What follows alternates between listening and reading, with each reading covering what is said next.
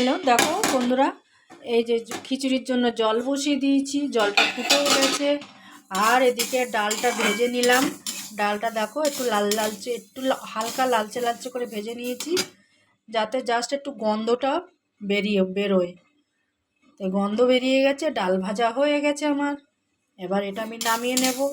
দেখো তাহলে আমি ডালটাও দিয়ে দিচ্ছি, আর এর সঙ্গে চালটাও দিয়ে দেবো। আমি চাল ডাল দুটোই একসাথে দিয়ে দিই এই কারণে, নালে গোবিন্দভোগ চালটা তো বেশি ফুটে গেলে ঠিক ভালো লাগবে না, একটু বেশ দানা দানা থাকবে, মুখে লাগলে একটু ভালো লাগবে।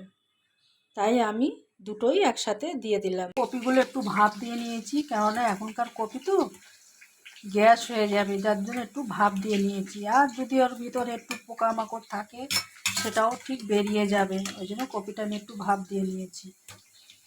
আর দেখো আলুটা ভাজতে দিয়েছি, আলুটা ভাজা হলে আমি কপিটা ভেজে নেব।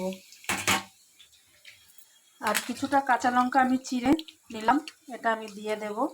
আর এখনকার লঙ্কায় বড্ড ঝাল কম, ঝালই হয় না, তাই আমি বেশ কিছুটা লঙ্কা আমি এই খিচুড়িতে দিয়ে দিলাম। এই ভাজা আলুগুলো আমি দিয়ে দিলাম।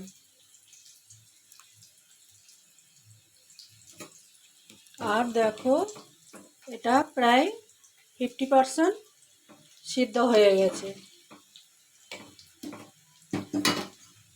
এবার আমি দিয়ে দেবো স্বাদ অনুযায়ী লবণটা দিয়ে দেব, আর দিয়ে দেব এই দেখো এই হলুদটা আমি জলের মধ্যে গুলে দেব। জলে গুলে না দিলে, ওর ভিতরে ডাইরেক্ট দিলে তোমার জমাট বেঁধে যাবে।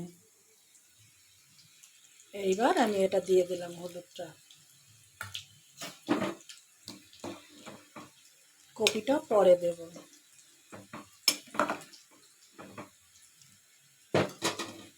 আর দিয়ে দেবো কড়াইশুঁটিগুলো দিয়ে দিলাম। তেলটা গরম করতে দিয়েছি, এটাই ফোড়ন দেব। জিরে, শুকনো লঙ্কা, তেজপাতা, একটু গোটা গরম মশলা। ফোড়নটা ভাজা হয়ে গেছে, এবার আদা বাটাটা আর একটু, আদাটা ভাজা হয়ে গেছে, টমেটো দিয়ে দিলাম। বন্ধুরা, এই মশলাটা আমি এর মধ্যে দিয়ে দিলাম।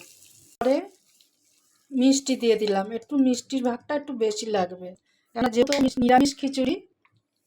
পরে দিয়ে দেবো আমার সেই কপি ভেজে রেখেছিলাম, দিলাম একটু গরম মশলা, একটু ঘি ছড়িয়ে দিলাম। বন্ধুরা, আমার এই নিরামিষ খিচুড়িটা কেমন লাগলো তোমাদের কমেন্ট করবে, লাইক শেয়ার করবে, একটু লাইক।